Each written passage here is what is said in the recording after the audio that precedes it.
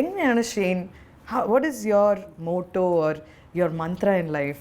എങ്ങനെയാണ് ലൈഫ് ഇങ്ങനെ, you are a strong person, I hope you know that.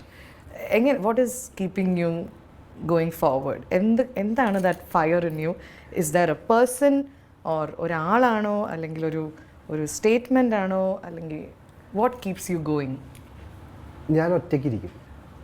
ആ ഒറ്റയ്ക്കിരിക്കുക എന്ന് വെച്ച് കഴിഞ്ഞാൽ ഉദ്ദേശിക്കുന്നത് ഞാൻ ഒറ്റപ്പെട്ട് ജീവിക്കുന്ന ഒരാളാണെന്നല്ല. ഞാൻ ഒറ്റയ്ക്കിരിക്കുമ്പോൾ എൻ്റെ ഉള്ളിലൊരു സൈലൻസ് ഉണ്ട്. എൻ്റെ ഉള്ളിൽ നിന്ന് ആരോ എന്നെ തന്നെ നോക്കുന്നുണ്ട്. ഈ നോക്കിക്കൊണ്ടിരിക്കുന്ന ഒരാളെ ഞാൻ മനസാക്ഷി അല്ലെങ്കിൽ ദൈവം ആയിട്ട് ഞാൻ കാണുന്നു.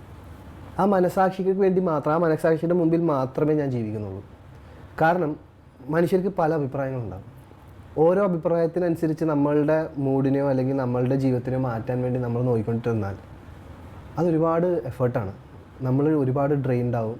നമ്മൾ ആവശ്യമില്ലാത്ത ഓവർ തിങ്കിങ്ങിലേക്ക് പോകും, ഡിപ്രസ്ഡ് ആവും, ആങ്ഷ്യസ് ആവും, പല പ്രശ്നങ്ങളുണ്ടാവും.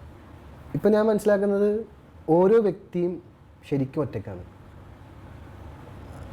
എൻ്റെ ഉമ്മച്ചി, എൻ്റെ പെങ്ങന്മാർ, എനിക്കിപ്പോൾ ഒരു പെറ്റുണ്ട്, ടൈഗർ എന്ന് വെച്ചാൽ ടൈഗർ അല്ല കേട്ടോ, ക്യാറ്റാണ്. ഞാൻ പേരാണ് അവൻ്റെ ടൈഗർ, ലാസ്റ്റ് വേറെ. ഇവരെല്ലാവരും എന്നോട് ഭയങ്കര സ്നേഹമാണ്. ഇവരുടെ സപ്പോർട്ട് പറഞ്ഞറിയിക്കാൻ പറ്റുന്നതിനപ്പുറത്തേക്കാണ്. ഇവർ സെൽഫ്ലെസ് ലവാണ്, ഇതെല്ലാമാണ്. പക്ഷേ ഞാൻ എൻ്റെ കൂടെയുള്ള ആ ഒരു ഒറ്റപ്പെടലിനെ ഞാൻ ഒരുപാട് മുറുക്കി പിടിക്കുന്നുണ്ട് ഇപ്പോൾ. അത് വേറൊന്നും കൊണ്ടല്ല, കാര്യം അത്ര അധികം അങ്ങനെ ഇരിക്കേണ്ട അവസ്ഥകൾ എൻ്റെ ജീവിതത്തിൽ ഉണ്ടായിട്ടുണ്ട്. എൻ്റെ ഫാദറിൻ്റെ മരണം മുതൽ കൂട്ടിയാൽ എനിക്കന്ന് 21 ഇയേഴ്സാണ്. 19-ാമത്തെ വയസ്സിൽ ഞാൻ പടം ചെയ്തു. പക്ഷേ പടം ഇറങ്ങി അത് കുറച്ച് കഴിഞ്ഞിട്ടാണ്, 18-ലെങ്ങാണ്ടാണ് ചെയ്തത്. പടം ഇറങ്ങുന്ന 19-ാമത്തെ വയസ്സിലാണെന്ന് തോന്നുന്നു. അത് കഴിഞ്ഞ് കുറച്ച് കഴിയുമ്പോഴത്തേക്കും വാപ്സിയും പോയി.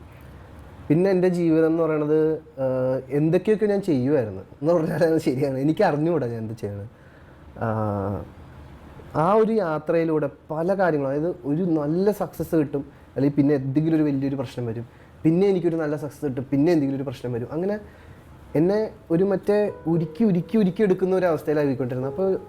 അപ്പോഴെല്ലാം എൻ്റെ കൂടെ ഉണ്ടായത് ഞാൻ മാത്രമായിരുന്നു എന്നുള്ളൊരു സാധനമുണ്ട്.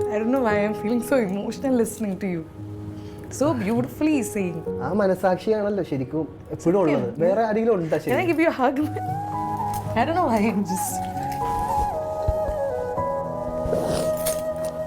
അയ്യോ, what you're saying is so relatable, so beautiful. ആ ഒരു അവസ്ഥയാണ് എൻ്റെ ഗുരു.